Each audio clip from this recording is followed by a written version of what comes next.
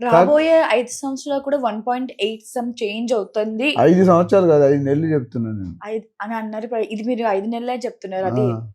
Relative ఇది అంటే అవుతుందా ఇక్కడ ఏంటంటే ఒకటి కస్టమర్లు నాకు తెలిసిన అనుభవం ఏంటంటే అడ్వైజ్, రేట్లు పెరుగుతున్నాయని బంగారం కొనకండి, అప్పు చేసి కొనకండి. ఎందుకంటే ఇది టెంపరీ హైపే, మళ్ళీ కింద పడుతుంది బంగారు. అయితే 50,000 పడదు, మరి 1,00,000 పడుతుందా, 1,20,000 పడుతుంది అని పడడం అయితే పడుతుంది.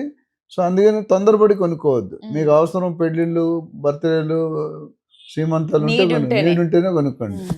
అప్పుడు ఏమవుతుందంటే ఇది మన డాలర్ ఈక్వేషన్ బట్టి మనం మారుతుంటుంది.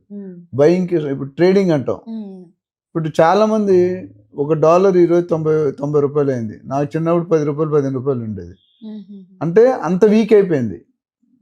సో ఆ మార్కెట్ సపరేట్ ఇందులో మాట్లాడలేం. అక్కడ ఈ వరల్డ్ ట్రేడింగ్లో ఎట్లా ఉన్నది దాన్ని బట్టి ఇంపాక్ట్ ఉంటుంది, పెరుగుతుంది తగ్గుతుంది. ఇప్పుడు యాక్చువల్లీ మన రూపీ వీక్ అవుతుంది, స్ట్రాంగ్ అవ్వట్లేదు. ఎప్పుడైతే స్ట్రాంగ్ అవుతుందో గోల్డ్ రేట్ పడిపోద్ది. చాలా మంది స్టాక్ ఇండస్ట్రీ ఇప్పుడు నాకు తెలిసిన నాన్న నా సబ్జెక్ట్ కాదు కానీ ప్రజలు కొద్దిగా హెల్ప్ చేద్దాం, సజెస్ట్ చేద్దాం, అడ్వైస్ చేద్దాం దాంతో చెప్తున్నాం. సో ఎప్పుడైతే ట్రేడింగ్ మన రూపీ అనేది స్ట్రాంగ్ అవుతుందో గోల్డ్ రేట్ పడుతుంది, సిల్వర్ రేట్ పడుతుంది. ఇప్పుడు America is going to command the whole country, whole world. ఎందుకంటే పెద్దన్న అక్కడ. ఇప్పుడు పేరు ట్రంప్ తుమ్మితే నరేంద్ర మోడీ గారు తుంపుతారు, నరేంద్ర మోడీ గారు తుమ్మితే చంద్రబాబు గారు, రేవంత్ రెడ్డి గారు తుమ్మాలి. అంటే అక్కడ దగ్గు అవుతుంది, ఇక్కడ స్టార్ట్ అవుతుంది. ఎందుకంటే మొత్తం వరల్డ్ ఎకానమీ కంట్రోల్ చేస్తుంది ఎవరు? పెద్ద ఆయన.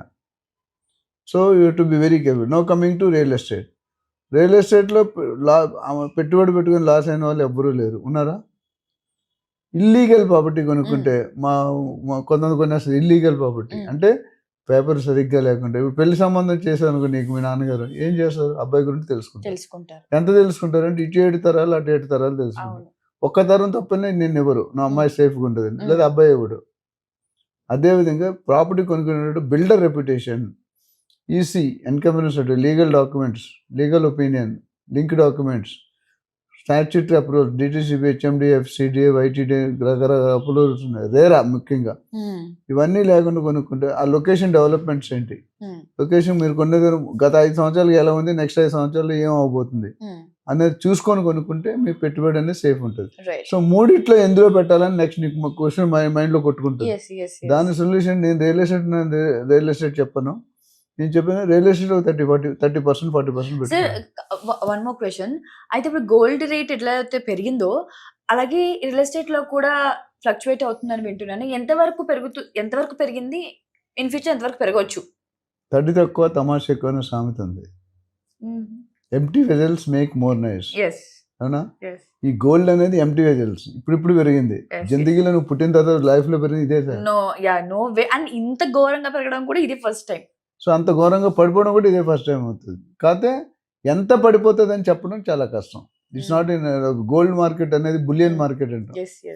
సో అందుకనే నేను చెప్పే నీ దగ్గర ₹1,00,00,000 ఉన్నాను అనుకోండి, మీ ఆయనకి కట్నం ఇచ్చాడు, నీకు రివర్స్ ఇచ్చాడు, అందంగా ఉంటావు కాబట్టి. ₹1,00,00,000 ఓ 20-30 lakhs రియల్ ఎస్టేట్లో పెట్టుకో, ఓ 20% స్టాక్ మార్కెట్లో పెట్టుకో, 20-30% గోల్డ్లో పెట్టుకో, ఓ 10% మ్యూచువల్ ఫండ్స్లో పెట్టుకో. అంటే రిస్క్ అనేది డిస్ట్రిబ్యూట్ చేస్తున్నాం. అన్ని పడిపోవు కదా ఒక్కసారి, ఏదో ఒకటి పడిపోయి మిగతా 3 లాభం ఉంటాయి. అందుకని ఆచి తూచి పెట్టు. ఇంకో లాస్ట్ అంటే మీ శాలరీ ₹1,00,000 అనుకోండి ఫర్ ఎగ్జాంపుల్, మీ ఈఎంఐస్ 40% అంటే ఎక్కువ ఉంటే ఫెయిల్ అవుతారు నేను లైఫ్లో. అండ్ 40 సంవత్సరాల వయసు వచ్చిన తర్వాత మా అబ్బాయి లాగా నీ బ్యాంక్ అకౌంట్లో 40 లక్షలు అయితే you are not done your career properly. 40 సంవత్సరాల ఏజ్ నీకు కానీ నాకు కానీ వచ్చి మన బ్యాంక్ బ్యాలెన్స్ 40 లక్షలు ఉండాలి. ఉంటే దట్స్ రైట్ కెరియర్. లేదనుకుంటే something you made wrong. So మన టైం తక్కువ ఉంది కాబట్టి దీని మీద మరిన్ని అవగాహన ఇన్ఫర్మేషన్ కావాలంటే మన నెంబర్ ఆల్రెడీ స్క్రోల్ అవుతుంది, వాళ్ళు కాల్ చేసి కనుక్కోవాలి. Thank you sir. Thank you so much. Thank you.